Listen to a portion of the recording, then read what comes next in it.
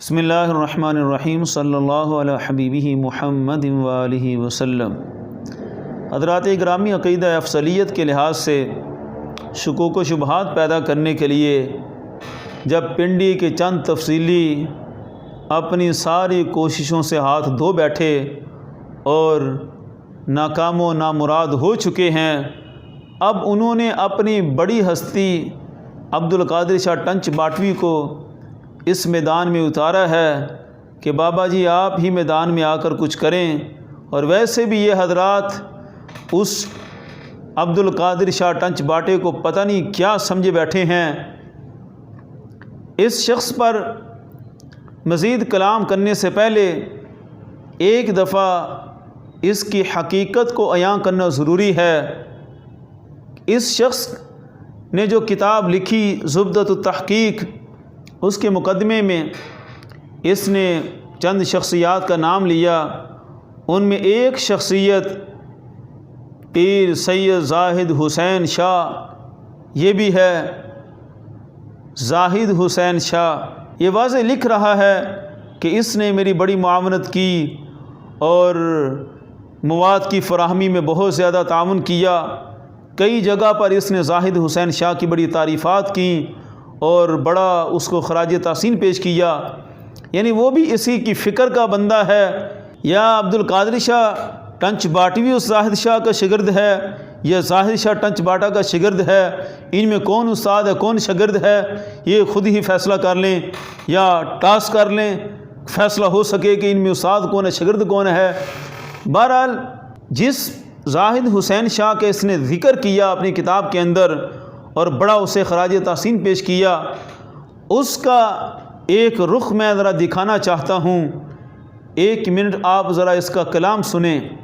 سرکار دو عالم صلی اللہ علیہ وسلم 23 برس تبلیغ کرنے کے باوجود کم و بیش 1,24,000 صحابہ، اور ان میں بھی میجارٹی منافقوں کی تھی، یعنی 1,24,000 وہ سارے کہلاتے تو صحابہ تھے، لیکن ان کے اندر بھی اکثریت کس کی تھی؟ منافقوں کی۔ تو یہ ہے وہ زاہد شاہ جس کو یہ سلام عقیدت پیش کرتا ہے، جس کے ساتھ اس کے شب و روز گزرتے رہے۔ یہ بدبخت بول رہا ہے کہ معاذ اللہ اکثر صحابہ منافقین تھے، اور صحابہ کی تعداد کو ذکر کر کے کہ 1,24,000 جو تھے ان میں سے اکثر جو ہیں وہ معاذ اللہ کہہ رہا ہے منافقین ہیں۔ اور عقل اتنی ہے کہ قرآن مجید کی آیت بھی نہیں پڑھنی آتی صحیح، اور ان تفصیلیوں کا یہی انداز ہے۔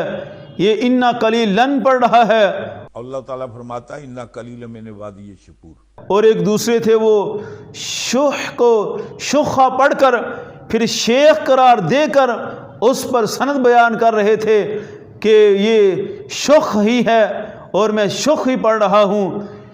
جن لوگوں کو قرآن نہیں صحیح پڑھنا آتا، آج وہ امت کی رہنمائی اور پیشوائی کا ٹھیکہ اٹھا کر امت کو روافض کی دہلیز تک لے جانے کے لیے پر تول رہے ہیں۔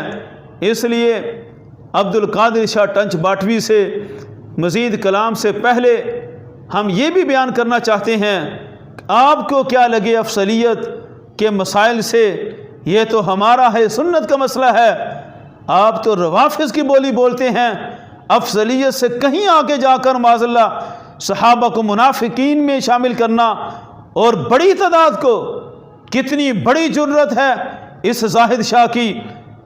اور یہ ٹنچ باٹوی اس کا نگوٹیا اپنی کتاب میں جگہ جگہ اس کے تذکرے۔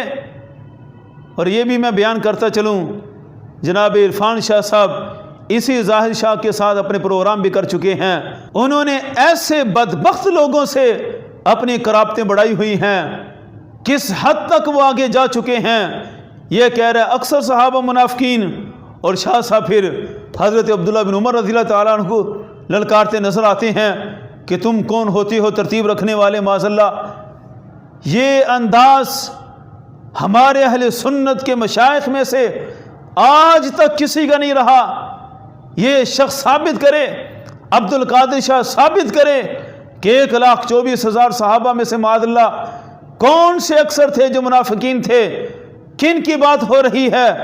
اتنی بڑی تعداد کو معاذ منافقین میں شامل کرنا اور صحابہ پر تان کرنا، اس سے بڑی ظلمت اور کیا ہو سکتی ہے؟ اہل سنت کے عقیدے پر اتنی بڑی واردات، روافض کی اتنی بڑی بولی، اور بات کرتے ہیں افضلیت پر۔ اس لیے ہم انہیں کہتے ہیں آپ اپنا کام کریں، آپ وہ روافض کے چوغے پہنیں، روافض کے انداز اختیار کریں اور اپنا لیبل تبدیل کر کے انہی کے کھاتے میں جائیں۔ آپ آگے مسئلہ افضلیت کو یوں بیان کرنا چاہیے، یوں ہے، یہ ساری باتیں بات کی ہیں۔ پہلے اپنے بندوں کی وضاحت کریں، ان کا یہ نظریہ اہل سنت کا ہے یا روافض کا ہے، باقی بھی انشاءاللہ آپ کا آپریشن جاری رہے گا۔